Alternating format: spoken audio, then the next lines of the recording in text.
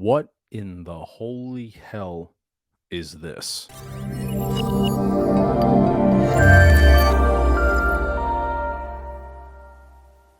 Hey everyone, Ryan here from Mr. Mom Collectibles. I am back with another video, and today I had a topic in mind that I've been wanting to talk about for a little while.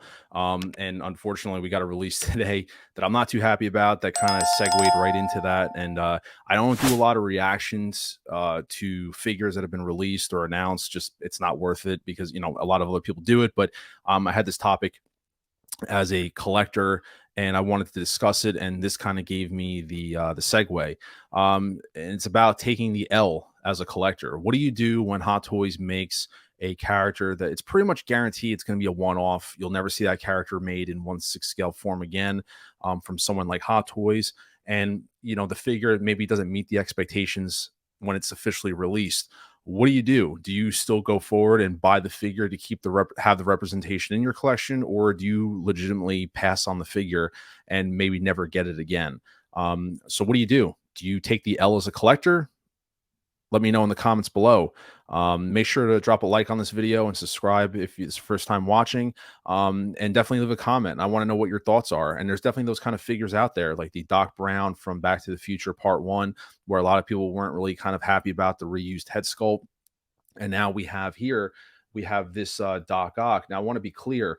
These photos that you see here are from the original February 2022 announcement.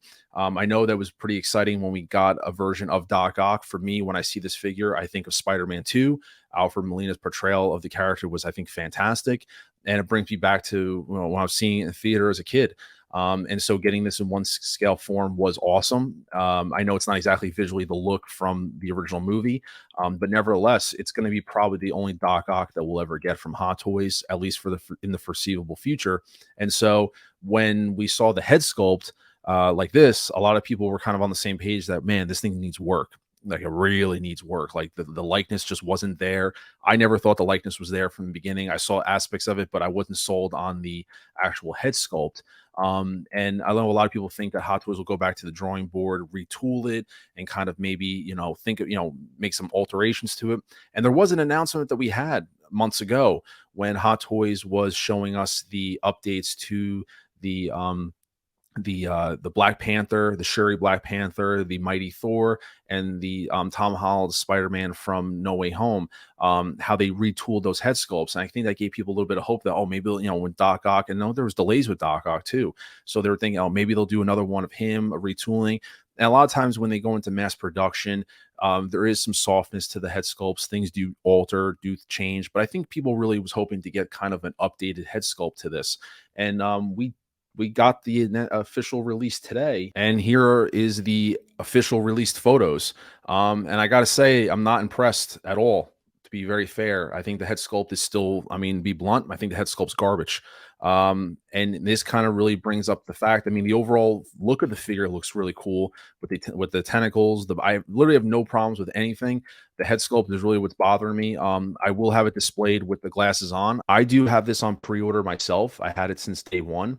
And it really does raise it's a subjective question. There's no answer to it. I'm kind of giving my answer that I'm still going to get the figure, but it's an interesting situation as a collector when you have a figure that you pretty much know you're never going to see another version of again, but you want a Doc Ock in your collection. And this is what you get. Do you take the L? And I think sometimes as collectors, you begrudgingly take the L.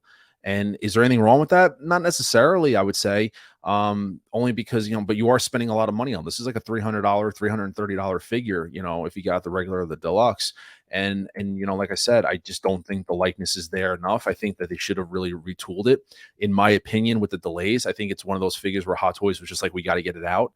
I know the other figures in the No Way Home line are still due. The villains, and the Toby is still due. And so they got to start getting some of these figures out. And I think, unfortunately, that's what's chalked up to in terms of, eventually when there's enough delays, when do you kind of cut ties and say, well, listen, we got to get this thing out and call it. And this is one of those figures where, like I said, a lot of these photos look really good from like the body, the tentacles, everything like that, the action sequences. I mean, I'm liking what I'm seeing here, but I am disappointed that they didn't go back and really refix the head sculpt. Like the head sculpt, I just don't see enough improvement. I do see changes, and I'll do that. I put up a side by side of the original prototype and this one, so you'll see the comparisons. But to me, I think it's still, I mean, it's garbage. It really is. But then I sound like I'm contradicting because like I'm still going to buy it. But like I said, it's offering that idea as a collector, like, when do you take the L? And there are figures that you take the L, especially figures, it's not like it's an Iron Man figure or something like that, where there's going to be other versions down the road that you could skip one. This is probably going to be the only Alfred Molina that we're going to have is Doc Ock. And like I said, with this head sculpt, it's just one that, I'm not happy about. And so, like I said, I have it on pre-order. I will be getting it to have it represented in my collection. But yeah, it's upsetting that you take an L sometimes as a collector. And I think that there's collectors out there that just won't admit that, yeah, I'm going to get this figure, but I'm going to take the L on it because, I just don't like the way it looks. But, they kind of put me in a bind where, this is the only representation. And, and kudos to those that are going to pass on it and say, you know what, it's not good enough for me. It doesn't meet my quality of standards. I definitely kudos to those people that are going to do that.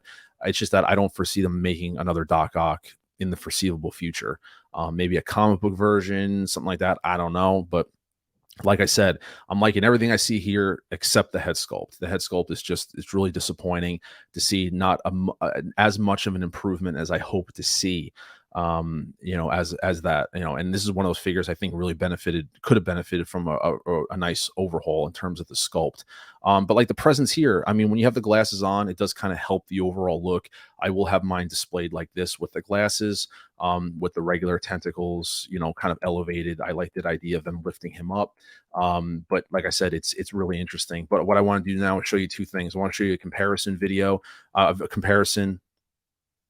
There's two things I want to show you right now. One of them is a comparison photo that I put together of the prototype and the release, and then I want to show you kind of a quick unboxing video that's already been posted so you guys can kind of see what it looks like unboxed. So here you can see a quick comparison that I did on the far left. On the far left side is the original prototype, and then the next two photos in the center and on the right hand side are the release photos. I tried getting a shot. They don't have a release photo that I saw that was like a dead on look to do a comparison, but there is definitely improvements that I've seen on some aspects. It looks like the face is a little bit wider, a little bit more heavier, because Alfred Molina was a little bit heavier of a fella.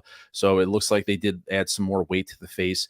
The hair still looks like a miss to me. You can tell the hair was definitely adjusted and moved around, but it still looks really fake to me. It doesn't look like it's Hot Toy standard of sculpted hair.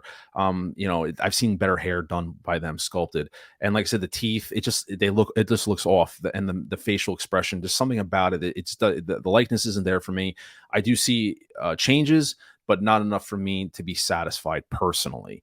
Like I said, I'm still getting the figure of the aspect of that it's the only representation of this character that we're probably going to see. So therefore, I want this in my collection. But like I said, it's an L. It definitely is for me, just because of the head sculpt. I see other ones that I hope, like the Jamie Foxx Electro. I think the prototype looks fantastic. That's one that I really want to see what the final looks like. I hope there's no degradation to that one, because I think that sculpt is absolutely perfect the way it is. Same thing with the Willem Dafoe. I really hope the Willem Dafoe doesn't suffer any loss when it goes into mass production as well. So those are two sculpts that I'm really interested in seeing. This one here, though, like I said, I see improvements, but I don't see enough to get me sold on it. Like, oh, this is great, great looking head sculpt. Head sculpt for me is a definite L. So what I want to do now is show you guys some videos. There's already been some videos from people who've got these. So here you have a unboxing video. We'll just kind of give you an idea. This is one that's been posted. I'll put the link in the description below, but this is just kind of giving you an idea. Just like I said, a bunch of these videos are going to start popping up, but I'll give you an idea. This is just a actual video taken of an in-hand unboxing of the figure, so you guys can get an idea. Like I said, I like the overall presence it has with the tentacles open. The box looks huge. Even the artwork, like the figure, like the artwork looks a little weird. Like his face on the packaging doesn't look right to me. I'll have to kind of see what it looks like in hand, but even I know it's like an artistic design that's keeping in line with the other No Way Home packagings. But like I said, it looks a little weird to me in terms of, it looks like an artistic drawing of it. But just checking out the packaging, it looks like a huge box. So I'm excited to see the unboxing experience firsthand. I did get the deluxe version, so it has the red tentacles along with the stock ones, the original ones. But there's a couple questions I do have about this. Like I said, I'm interested to see how sturdy those are. They look very bendable. They look like they are going to hold their weight. I don't know if you're going to be able to, they're going to be able to actually hold the figure up without the stand. But yeah, like I said, I'm liking everything that I see here.